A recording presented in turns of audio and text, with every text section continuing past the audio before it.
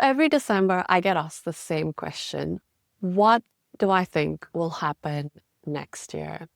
That's not actually how I invest. And so I want to take some time to show you how I'm filtering my investment thinking for 2026. And I'll do that by looking at what I'm paying attention to and what am I deliberately ignoring.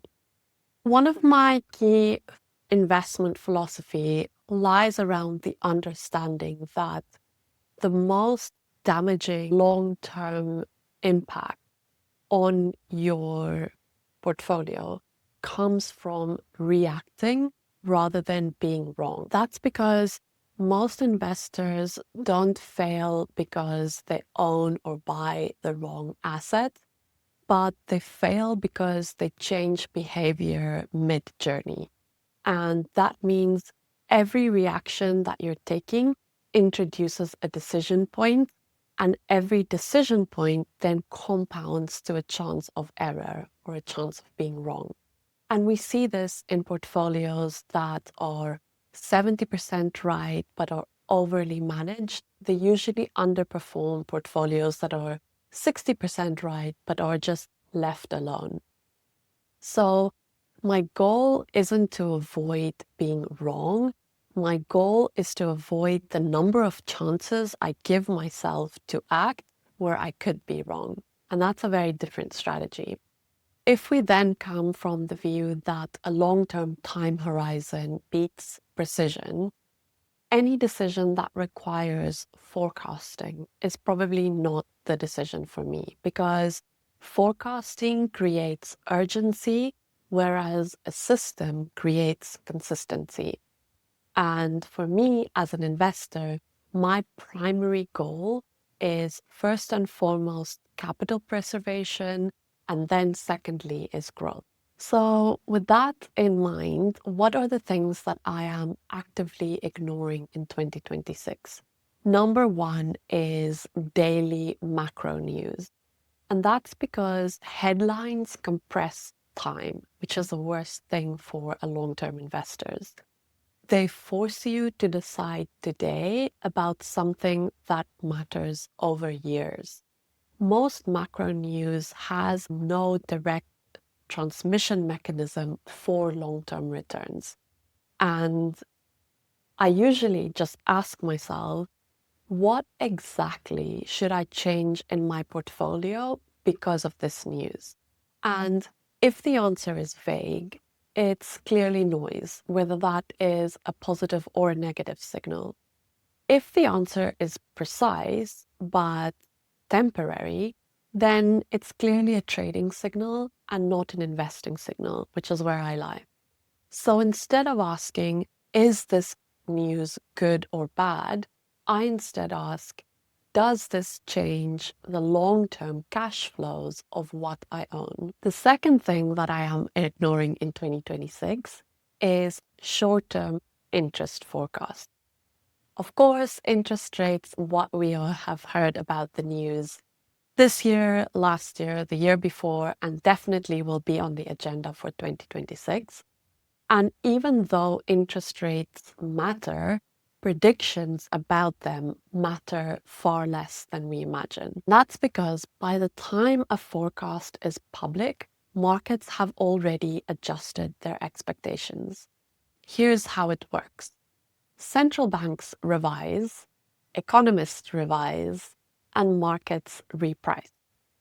And if your portfolio only works under one interest rate path, it's really fragile. You would be much better off with a more robust portfolio that survives under a range of outcomes. So instead of being obsessed about guessing the levels of rates or following the short-term predictions, I care a lot more about whether the assets I own can tolerate changes to those conditions. And the third thing I'm gonna ignore in 2026 is urgency-driven narratives. Again, they're a death knell to long-term investors. Ignoring urgency is an active form of discipline, and it's often confused with disengagement from an investor, which couldn't be further from the truth.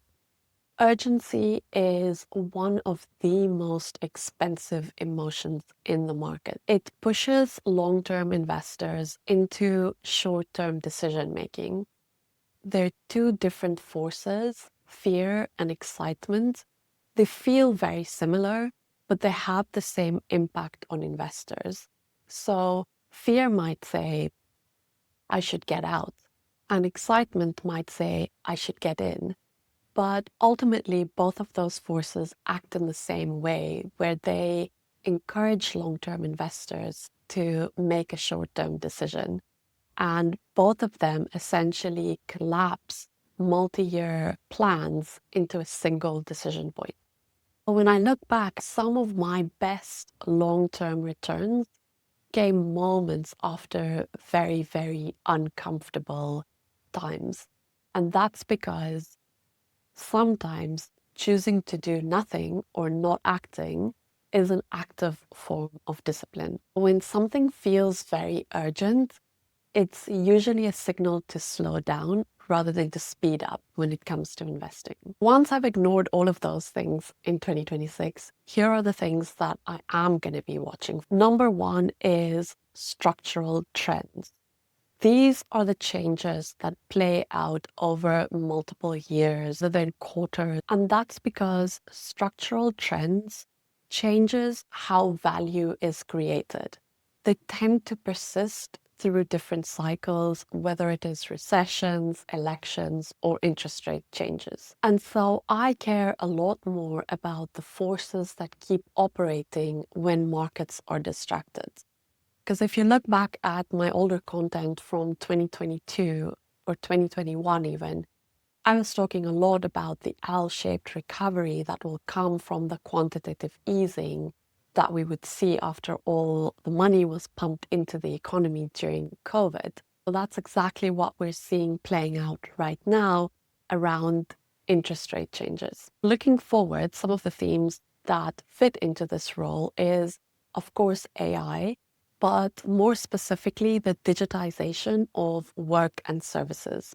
The second one is an aging population, because that's changing how we stress our global healthcare systems, as well as the way younger generations are forced to think about saving and investing, because wealth transfer is happening later and later. That's something I can talk a lot about if people are interested. And the third theme that I'll be looking out for is around capital intensity that's shifting in certain industries. And that really creates a lot of opportunities for investors. So these are things that don't resolve in one season, but they play out over the long term and deserve patience from their investors rather than constant obsession or monitoring. The second thing I'll be looking out for is value dispersion. This means when there is a difference between expectations and fundamentals. Markets don't often misprice everything all at once. They misprice relative to each other, and dispersion tells you where stories have outrun cash flows. So when everything is priced similarly, there's very little room for selection or stock picking. But when dispersion is wide, as we currently see, markets are disagreeing loudly. That creates opportunity if you're patient. That's why I pay attention to how far apart expectations are, not just whether prices are high or low in an absolute term. I'm less interested in whether something is popular or not, and more interested in whether perfection is already priced in. And of course, the third thing that I look out for every year, but will be especially important in 2026, is risk concentration. That means knowing quietly where a portfolio becomes fragile. Most portfolios don't fail because of one bad asset, but rather because there's too much risk that hides in one place or one sector. This can happen because concentration quietly grows over time. It's often not done intentionally. And that means when stress hits, correlation rises. And what looks diversified on paper